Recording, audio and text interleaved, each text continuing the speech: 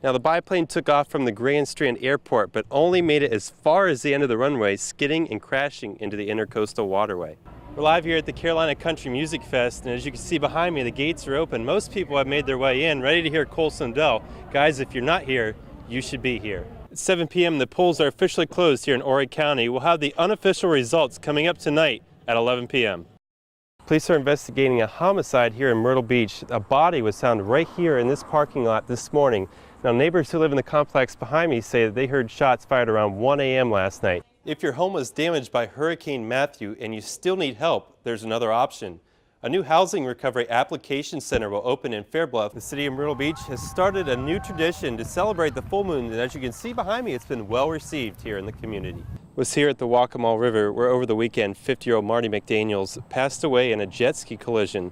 The cause of that accident is still under investigation according to the Department of Natural Resources. You might notice more state troopers out on busy roads like Highway 17 here behind me. The State Highway Patrol says they are cracking down on speeders as more people travel to the Myrtle Beach area here in the summer months. Surfside Beach was recently awarded $9 million by FEMA to fix the damage caused to the pier here during Hurricane Matthew.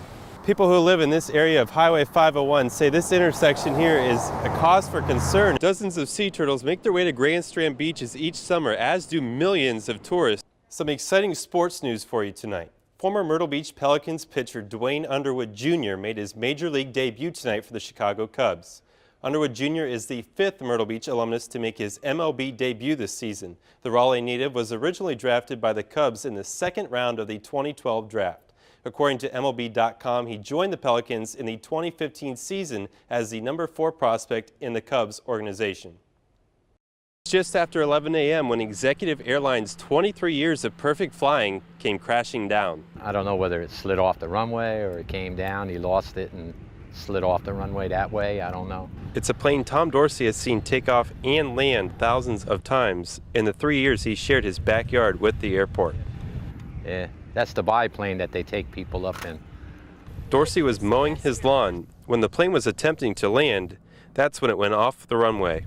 The fire trucks came through, and at first they went over this area, and then they realized that the plane was over here, and then they all shot across the field over here. The pilot and 2 passengers made it out okay. First time I've seen it since I've been here. It's always been quiet here. Nothing like that. Never had an incident here. The aircraft is a World War II era Waco biplane. It started giving plane tours in Myrtle Beach in 1995. According to their website, Myrtle Beach Biplanes has a 100% safety record in the 23 years of flying along the Grand Strand. Every day they take them up, yeah, all day long. They go across the ocean and then they bring them back. It's only like a 5-minute ride. Although this is the first crash Dorsey saw since he moved here, he says he won't take any chances flying. I don't go up in no planes. I like the ground. Now, the FAA is still investigating the cause of this morning's crash. Reporting live in North Myrtle Beach, Riley Benson, WMBF News. I've been on the board for the past 6 years, and so I feel like that brings experience of how we work, what we've been working on, the history of decisions that we've made, and I just feel like that experience will be beneficial to continue to lead us smoothly in January. Janice Morial is one of the 3 Republican candidates running to fill the seat of Horry County School Chairman after former Chairman Joe DeFeo passed away in May. As a member of the board, Morial already helps make decisions for the county's schools. We've really got a great board, and we really have the benefit of all children and teachers and what's best for everyone in the front of our minds every time we make a decision. Morial takes pride in being part of what she considers one of the most impactful decisions by the board, increasing the security presence. It's the county where we made that change, so they have the security company in place with the armed officers.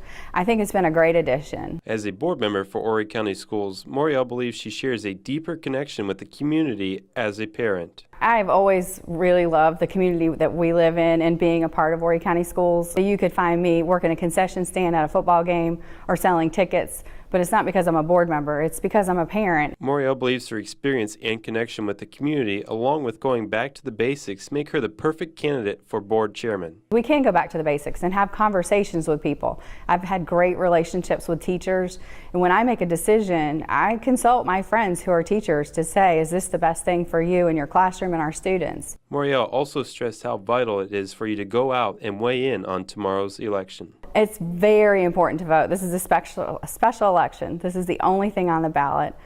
Regardless of who you're going to vote for, it's very important to go vote. Reporting for WMBF News, I'm Riley Benson.